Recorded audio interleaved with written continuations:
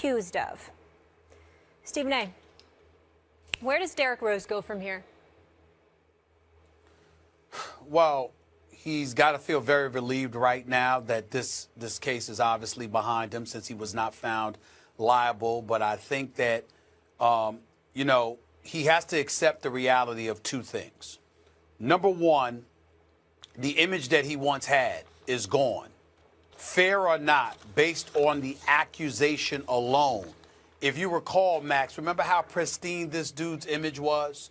Like, I don't know any way to put it other than he is the closest NBA athlete to Tim Tebow that I ever saw in terms of being considered just an innocent, great kid.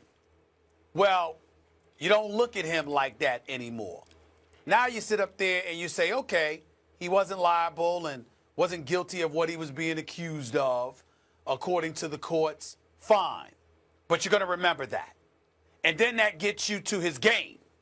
And when you look at his game, the Derrick Rose that was the league MVP in 2011, the Derrick Rose that had you believing that somehow, some way, Miami, with LeBron James and those boys, weren't going to be able to go to 4 straight NBA finals.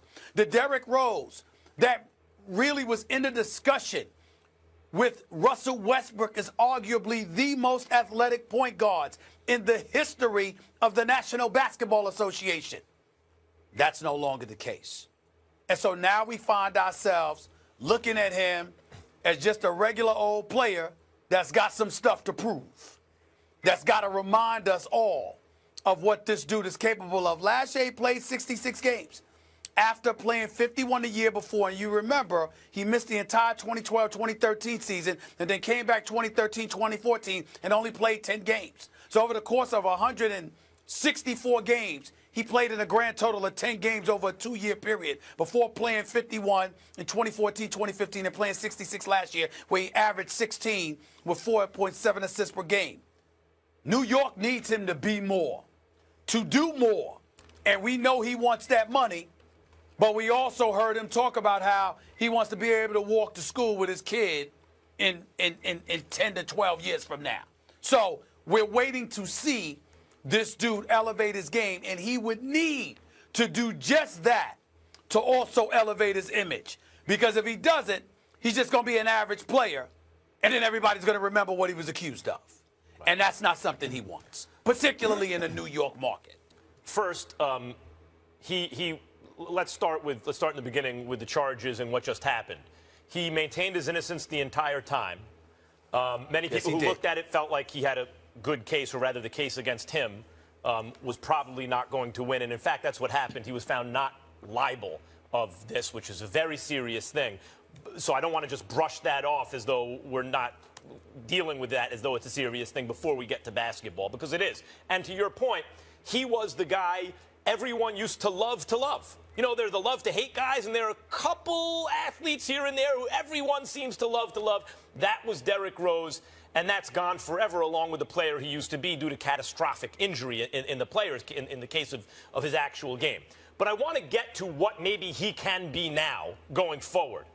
I think that you look at him in the second half of last season, he was better than in the first half, it seemed to me. Significantly better. He was getting better as the season went on.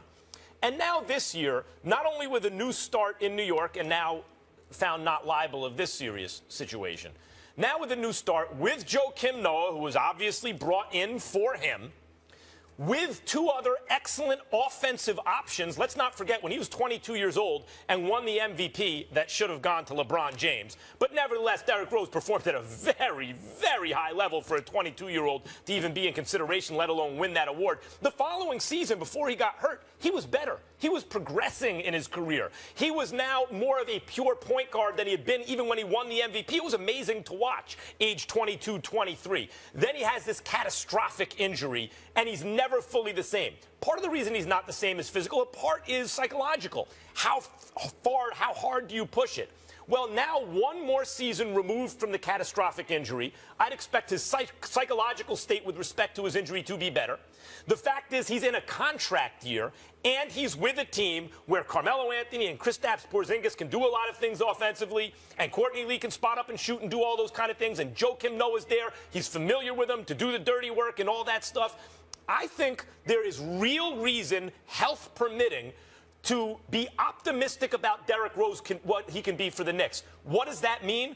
That means, let's say, 75% of the player he was at his best. 75% of a prime Derrick Rose is a hell of a player. And I think that he can be that if he stays healthy. I think there's reason for optimism with Derrick Rose. I disagree with you that 75% of Derrick Rose is still a prime player. I don't believe that. And here's why I don't believe that. Because Derrick Rose's game was predicated on athleticism, his ability to get to the basket, etc. Now, there's no doubt that he's an upgrade from Jose Calderon. I mean, who the hell is it? You might be. But the bottom line is, and Jose Calderon's a very nice guy, just not a very good player as far as I'm concerned any longer. Right, anymore. He once was, but not anymore. But 75% of Derrick Rose, 75% of Steph Curry or somebody like that, yes, because they could shoot. But because of athleticism, 75% is not good enough. You need more from Derrick Rose than 75% if the New York Knicks and him are going to make the kind of noise we hope they're going to make. One last thing I want to add before we go to break. I thought it was kind of embarrassing and tasteless for the jurors to be taking pictures after with the seriousness of the allegations, treating it like a photo op, and then the judge saying, play well, but not against the Lakers. Like, be professional. Such a groupie comment with such a serious matter. It's not just about the professionalism. It brings into question their objectivity in judging the case. Of course. Even better point. When we come back, more First Take. Stay here. All eyes were on Kevin Durant this offseason after he made the controversial decision to leave the Thunder to create a super team with those Warriors. Since making the move, Durant and his former teammate Russell Westbrook's relationship has completely fallen apart. And in the latest Rolling Stone magazine, Katie explains they never had much of a friendship at all, saying, we had our own cliques that we hung with on the road. Russell had his guys, I had mine. It was never a bad thing. It's just how it was. Stephen A., has this article changed your mind on your opinion of Durant, hearing that they weren't that close to begin with? Not at all, because it was never about him not staying in Oklahoma City. And I think that that's where everybody confuses my position with that of a Charles Barkley or Reggie Miller and others. Every time he speaks, it seems to be some kind of shot at Oklahoma City. We have to remember that when Russell Westbrook went down, Kevin Durant was in the semifinals against Memphis. They won one game and then lost 4 straight. It was without Russell Westbrook. Together, they went to an NBA Finals. Together, they were within one game of another NBA Finals last year. But he has every right to decide that he wants to leave there. He doesn't want to be there anymore. There were people in defense of Kevin Durant. There have been many people who have looked at Sam Presti, who has established himself as just a great executive in the game, by the way. They felt like, hey, while other teams were getting better, Oklahoma City was interested in getting younger. Gone were the James Hardens of the world, the Reggie Jacksons of the world, people like that. They seemed to be a team devoid of that quintessential third option, which is something that frustrated Durant apparently from time to time, which was something that was alluded to in this Rolling Stone article. But in the end, all of that makes the point for why he left Oklahoma City. And I think it's a slick effort to change the narrative. So let me bring everybody back home. No one should have a problem with Kevin Durant leaving Oklahoma City. Kevin Durant had the right to leave Oklahoma City. He gave them 9 great years. He never cheated them. He was a perennial all-star and superstar in this game. Leaving Oklahoma City is not the narrative anyone should focus on. I disagree with Barkley on that front. I disagree with Reggie Miller on that front. All of those guys. I have no issue with Kevin Durant leaving Oklahoma City. It's who you chose to go to.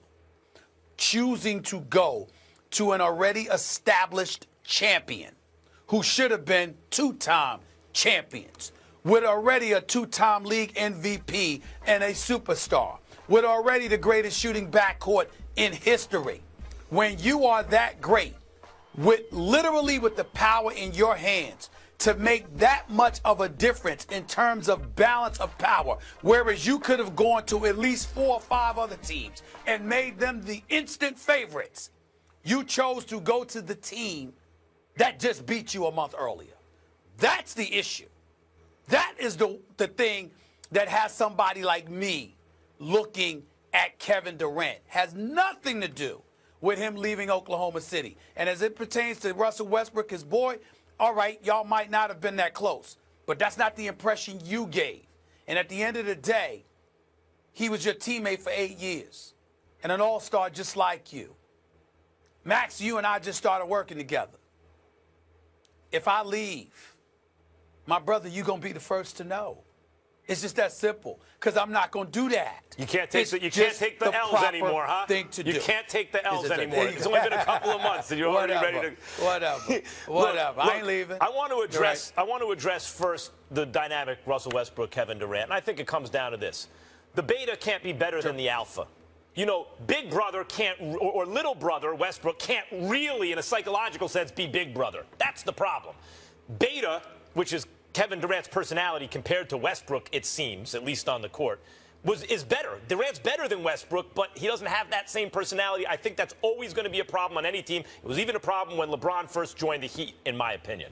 He had more of a beta personality at the time on that team than Dwayne Wade, but he was the better player, and it caused chemistry problems that they had to resolve the following season when they finally won the championship. That's one. 2, you mentioned when Westbrook went down, Durant won a game and then got bounced 4 straight.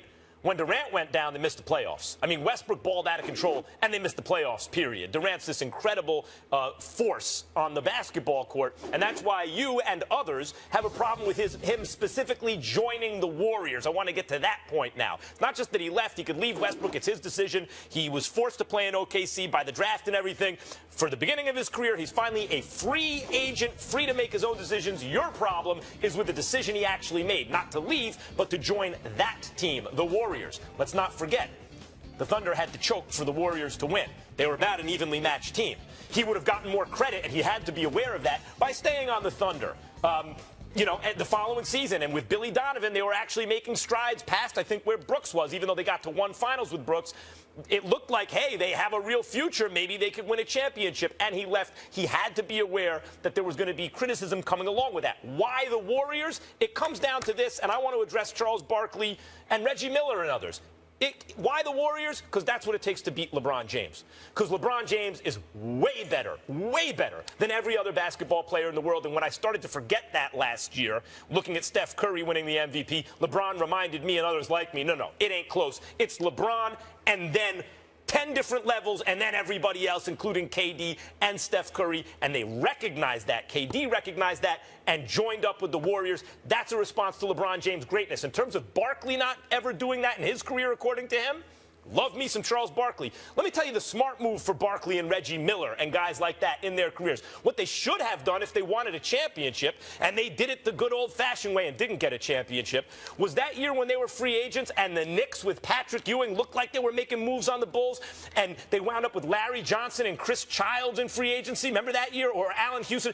If that would have been Reggie Miller and Charles Barkley on the Knicks, maybe they get a championship. So, Max, I'm not knocking their decision. They chose to do it their way, but they are now ringless because you weren't going to overcome Michael Jordan any other way. What I'm telling you is LeBron is this era's Jordan. If you want to beat him, you better join up forces with a team like the Warriors, which is what KD did. Max Kellerman, if KD had decided to go to Miami